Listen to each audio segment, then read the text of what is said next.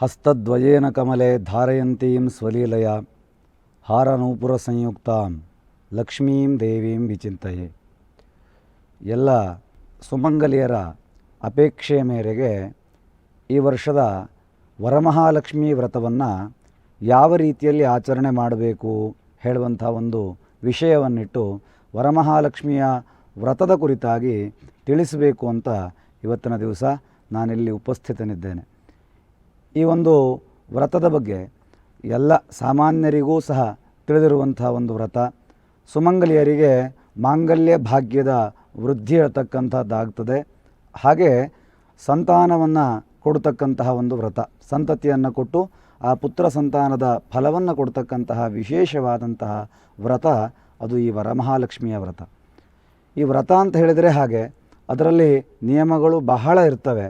ಆ ನಿಯಮಾನುಸಾರವಾಗಿ ನಾವು ಸಾಗಿದಾಗ ನಮ್ಮ ಜೀವನ ಹೇಳ್ತಕ್ಕಂಥದ್ದು ಸುಗಮವಾಗ್ತದೆ. ಅಂತಹ ಒಂದು ವ್ರತದ ಸಾಲಿನಲ್ಲಿ ಅಗ್ರಮಾನ್ಯವಾಗಿ ಕಾಣುವಂತಹ ವ್ರತ ಈ ಒಂದು ವರಮಹಾಲಕ್ಷ್ಮಿಯ ವ್ರತ. ಅದೇ ನಮ್ಮ ಲೋಕದಲ್ಲಿ ಇರತಕ್ಕಂತಹ ಎಲ್ಲ ಸುಹಾಸಿನಿಯರಿಗೆ, ಮುತ್ತೈದೆಯರಿಗೆ ಅತ್ಯಂತ ಪ್ರಿಯವಾದಂತಹ ವ್ರತ ಅಂತ ಹೇಳಿದರೂ ಸಹ ತಪ್ಪಾಗಲಿಕ್ಕಿಲ್ಲ. ಈ ಒಂದು ವ್ರತ ಹೇಳ್ತಕ್ಕಂಥದ್ದು ಪುರಾಣದಲ್ಲಿ, ಭವಿಷ್ಯ ಪುರಾಣದಲ್ಲಿ ಉಕ್ತವಾದಂತಹ ವ್ರತ, ಭವಿಷ್ಯ ಪುರಾಣದಲ್ಲಿ ಹೇಳಿರ್ತಕ್ಕಂತಹ ಒಂದು ವ್ರತ. 4 ವೇದಗಳು, 18 ಪುರಾಣಗಳು, 18 ಪುರಾಣಗಳಲ್ಲಿ ಭವಿಷ್ಯ ಪುರಾಣ ಹೇಳ್ತಕ್ಕಂಥದ್ದು ಒಂದು ಪುರಾಣದ ವಿಭಾಗ. ಆ ಪುರಾಣದಲ್ಲಿ ಶಿವ ಮತ್ತು ಪಾರ್ವತಿಯ ಸಂವಾದದಲ್ಲಿ ಲೋಕ ಕಲ್ಯಾಣಕ್ಕಾಗಿ, ಲೋಕದಲ್ಲಿ ಇರತಕ್ಕಂತಹ ಅಮಂಗಲಗಳ ನಿವಾರಣೆಯಾಗಿ ಎಲ್ಲರಿಗೂ ಸನ್ಮಂಗಲ ಹೇಳ್ತಕ್ಕಂಥದ್ದು ಉಂಟಾಗಬೇಕು, ಲೋಕದಲ್ಲಿ ಸುಭಿಕ್ಷ ಹೇಳ್ತಕ್ಕಂಥದ್ದಾಗಬೇಕು, ಜನರ ಕಷ್ಟ ತಾಪತ್ರಯಗಳು ಪರಿಹಾರವಾಗಬೇಕು ಹೇಳುವಂತಹ ಕಾರಣದಿಂದ ಶಿವ ಪಾರ್ವತಿಗೆ ಉಪದೇಶ ಮಾಡಿದಂತಹ ಒಂದು ವ್ರತ. ಶ್ರಾವಣ ಮಾಸದ ಪೂರ್ಣಿಮೆಗೂ ಪೂರ್ವದ ಶುಕ್ರವಾರದ ದಿವಸ ಈ ವ್ರತವನ್ನು ಆಚರಣೆ ಮಾಡಬೇಕು ಅಂತ ನಮ್ಮ ಶಾಸ್ತ್ರ ಪರಂಪರೆ ಹೇಳ್ತದೆ.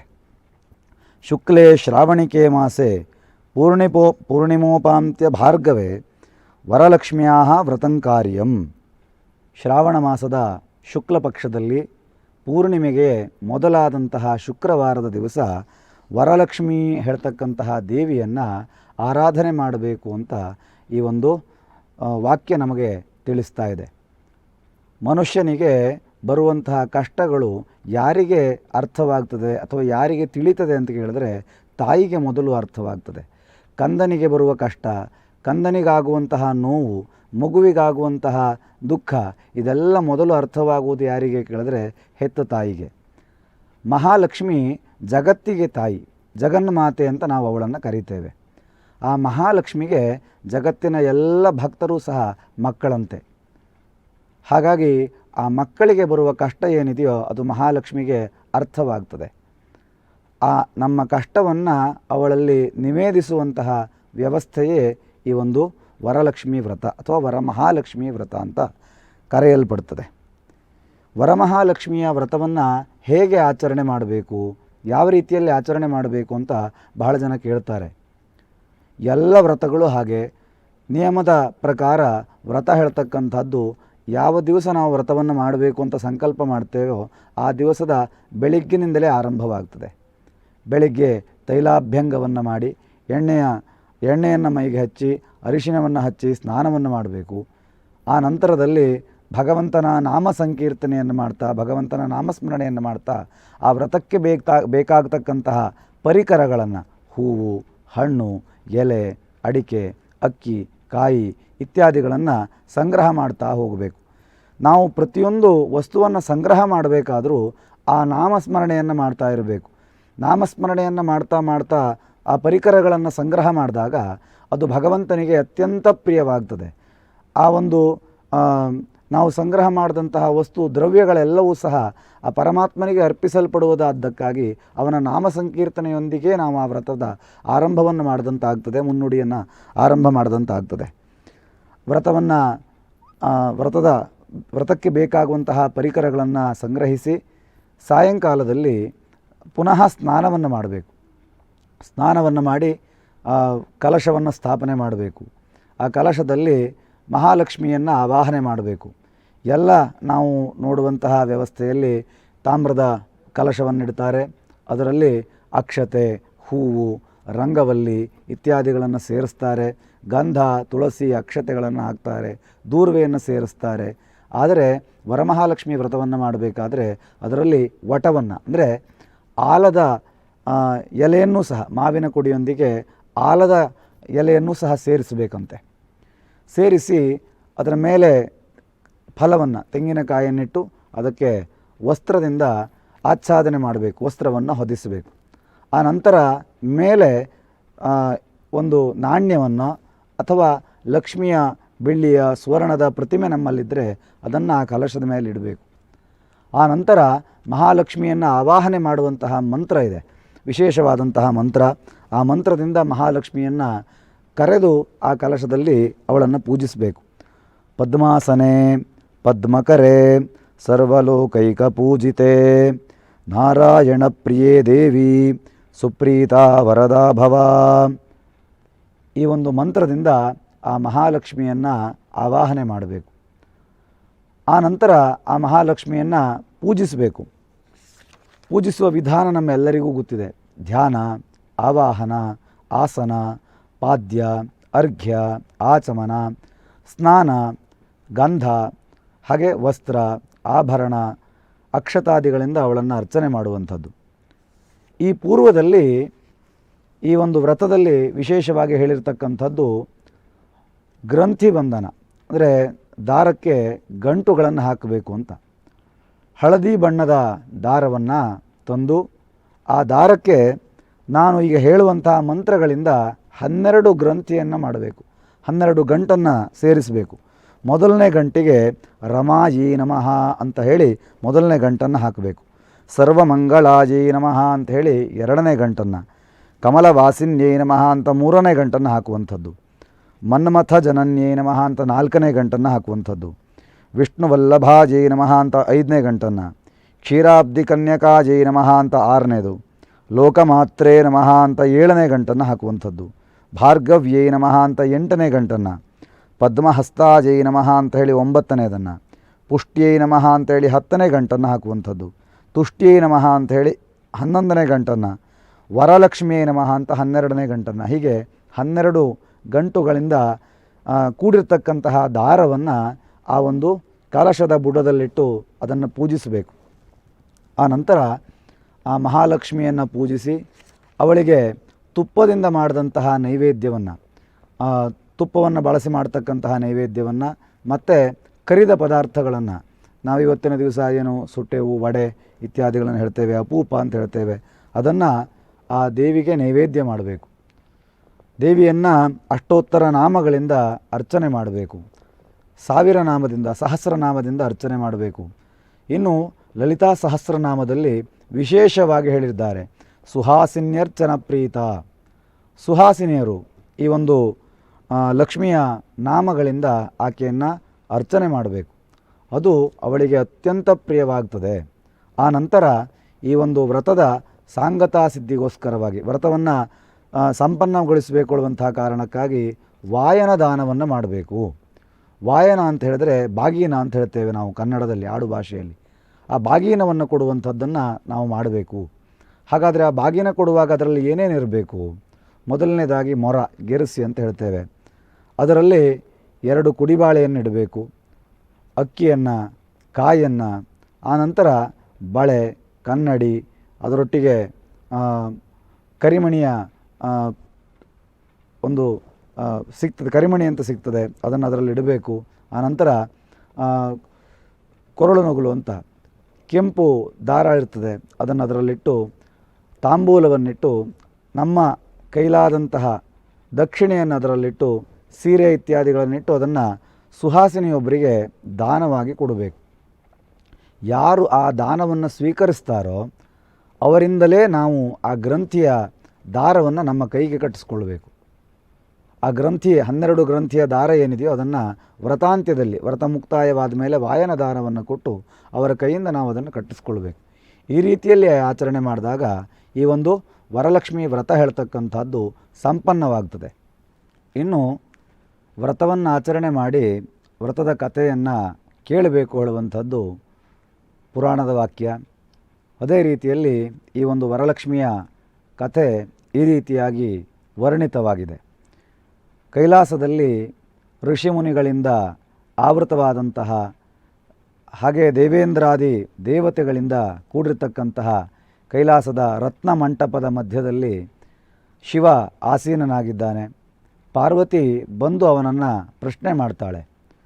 ಈ ಒಂದು ಲೋಕದಲ್ಲಿ, ಭೂಲೋಕದಲ್ಲಿ ಮನುಷ್ಯರಿಗೆ ಬರ್ತಕ್ಕಂತಹ ಕಷ್ಟಗಳನ್ನು, ಸುಮಂಗಲಿಯರಿಗೆ ಮಾಂಗಲ್ಯದ ಭಾಗ್ಯವನ್ನು ವೃದ್ಧಿ ಮಾಡ್ತಕ್ಕಂತಹ ಹಾಗೆ ಸಂತಾನಾದಿಗಳನ್ನು ಕರುಣಿಸ್ತಕ್ಕಂತಹ ಯಾವುದಾದ್ರೂ ವ್ರತ ಇದ್ದರೆ ಅದನ್ನು ಉಪದೇಶ ಮಾಡು ಅಂತ ಹೇಳಿ. ಆಗ ನಸುನಗುತ್ತಾ ಈಶ್ವರ ಹೇಳ್ತಾನೆ, ಈ ಭೂಲೋಕದಲ್ಲಿ ವರಲಕ್ಷ್ಮೀ ವ್ರತ ಅಥವಾ ವರಮಹಾಲಕ್ಷ್ಮೀ ವ್ರತ ಹೇಳ್ತಕ್ಕಂಥದ್ದು ಬಹಳ ಪ್ರಖ್ಯಾತವಾಗಿರ್ತಕ್ಕಂಥದ್ದು. ಯಾರು ಶ್ರದ್ಧೆಯಿಂದ ಭಕ್ತಿಯಿಂದ ಆ ಮಹಾಲಕ್ಷ್ಮಿಯನ್ನು ಪ್ರಾರ್ಥನೆ ಮಾಡ್ತಾರೋ, ಮಹಾಲಕ್ಷ್ಮಿಯನ್ನು ಪೂಜಿಸ್ತಾರೋ, ಅವರ ಇಷ್ಟಾರ್ಥಗಳನ್ನೆಲ್ಲವನ್ನು ಸಿದ್ಧಿಸುವಂತಹ ವರವನ್ನು ಆಕೆ ಕೊಡ್ತಾಳೆ. ಹಾಗಾಗಿ ಆಕೆಯನ್ನು ವರಲಕ್ಷ್ಮಿ, ವರಮಹಾಲಕ್ಷ್ಮಿ ಅಂತ ನಾವು ಕರೀತೇವೆ. ಹಾಗಾದರೆ ಈ ವ್ರತವನ್ನು ಹೇಗೆ ಆಚರಣೆ ಮಾಡಬೇಕು ಅಥವಾ ಯಾರು ಆಚರಣೆ ಮಾಡಿದ್ರು ಅದರಿಂದ ಯಾವ ಫಲ ಸಿಕ್ತು ಅಂತ ಪುನಃ ಮತ್ತೆ ಈಶ್ವರನನ್ನು ಪ್ರಶ್ನೆ ಮಾಡ್ತಾಳೆ. ಕುಂಡಿನೀಪುರ ಹೇಳ್ತಕ್ಕಂಥ ಊರಿನಲ್ಲಿ ಬಹಳ ಸುಭಿಕ್ಷವಾದಂತಹ ನಗರ. ಆ ಊರಿನಲ್ಲಿ ಚಾರುಮತಿ ಹೇಳ್ತಕ್ಕಂತಹ ಒಬ್ಬಳು ಸುಹಾಸಿನಿ.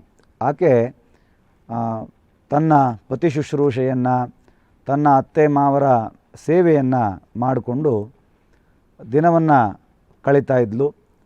ಅಂತಹ ಪರಮ ಪತಿವ್ರತೆಯಾದಂತಹ ಚಾರುಮತಿ ಹೇಳ್ತಕ್ಕಂಥವಳು ಈ ಒಂದು ವ್ರತವನ್ನು ಆಚರಣೆ ಮಾಡಿದ್ಲು.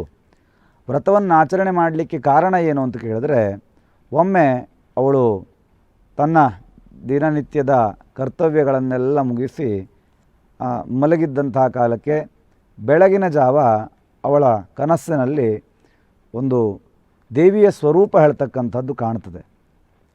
ಆ ಕಂಡಂತಹ ದೇವಿಯ ಸ್ವರೂಪ ಮಹಾಲಕ್ಷ್ಮಿಯದ್ದು. ಅವಳಿಗೆ ಅನುಗ್ರಹವಾಗಿ ಅವಳು ಹೇಳ್ತಾಳೆ, ನಿನಗೆ ಲೋಕದ ಕಲ್ಯಾಣಕ್ಕೋಸ್ಕರವಾಗಿ ಒಂದು ವ್ರತವನ್ನು ಉಪದೇಶ ಮಾಡ್ತೇನೆ.